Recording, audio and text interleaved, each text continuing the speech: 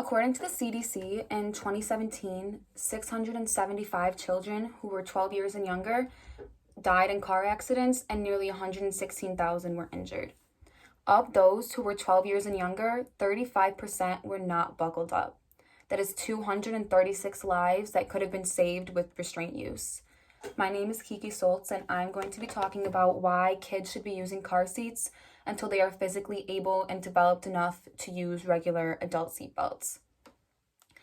There are so many things to prepare for and think about when you're becoming a parent, and one of the biggest is buying and learning how to properly install a car seat.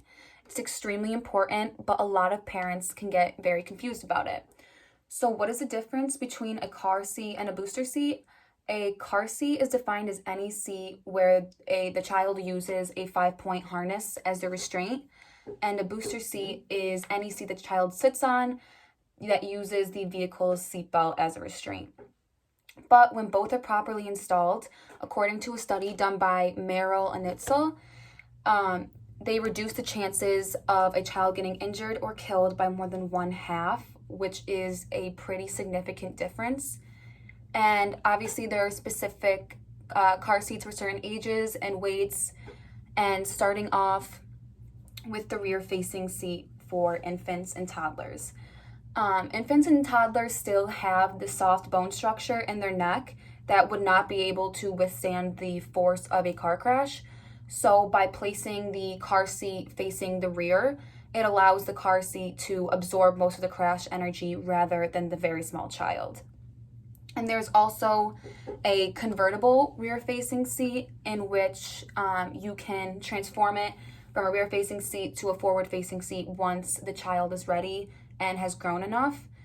And then there is the front-facing seat for toddlers or preschoolers, and those have a 5-point harness that holds the hips, shoulders, and pelvis all in place.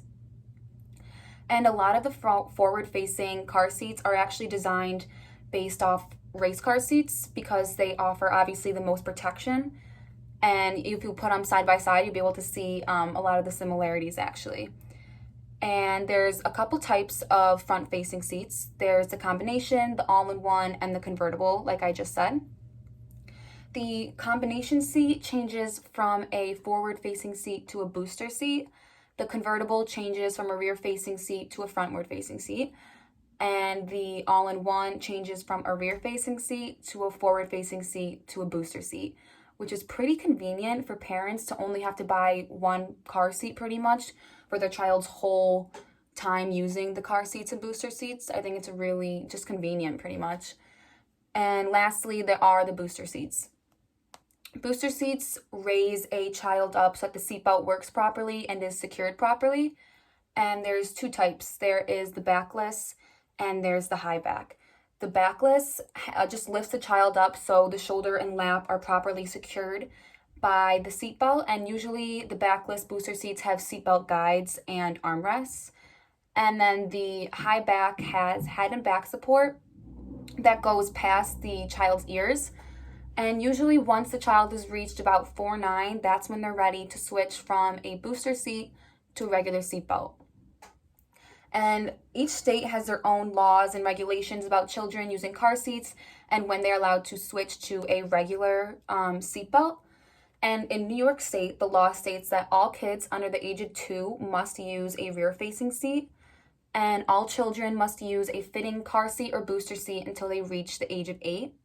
And after they are 8, they must wear a seatbelt in the back until they reach the age of 16, where you are not legally required to wear one in the back seat. You must wear one as the driver and as the passenger.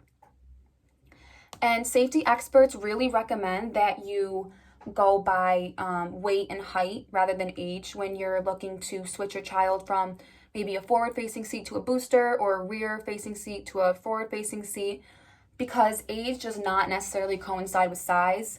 You could be very young, but you could have a growth spurt and be really, really tall for your age, or you could be older and not be as developed yet. So that's why it's not really accurate to go by age rather than weight and height. And there was a study done by the National Highway Traffic Safety Administration that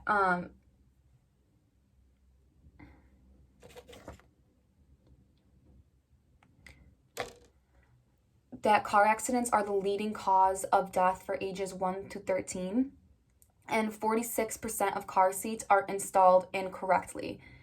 And they estimate that proper use could reduce infant deaths by 71%.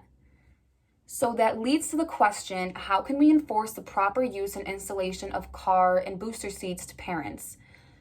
And according to a study done by Julie Philbrook and other researchers, they found that after testing 60 elementary schools in Minneapolis, it was found that providing instructions to parents along with teaching the children in the classrooms, as well as providing a free booster seat as an incentive, was shown to increase booster seat use and parents' interest in learning how to properly install them, which I think is a pretty good idea. Although there won't be able to be programs like that everywhere, at least it's a start. And another researcher, Ann Ramsey, found that the most common reason for lack of use of booster seats was that parents thought their kid was big enough and they didn't need it anymore, or they were just simply too frustrated because they couldn't figure out how to put it together. I think that's very alarming, personally.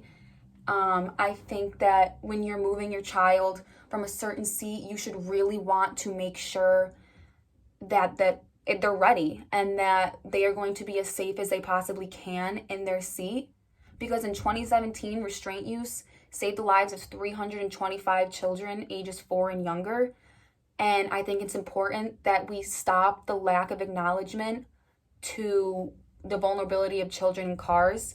And we need to truly realize how important their safety is, and that an incorrectly installed booster seat, they might as well not really have one at all, because it doesn't really necessarily protect them when it's not installed properly. It's just very important for parents to be educated on why their child needs a car seat, and they should stay into the car seat until they are physically able to wear a seatbelt, because it truly can make a life-saving difference.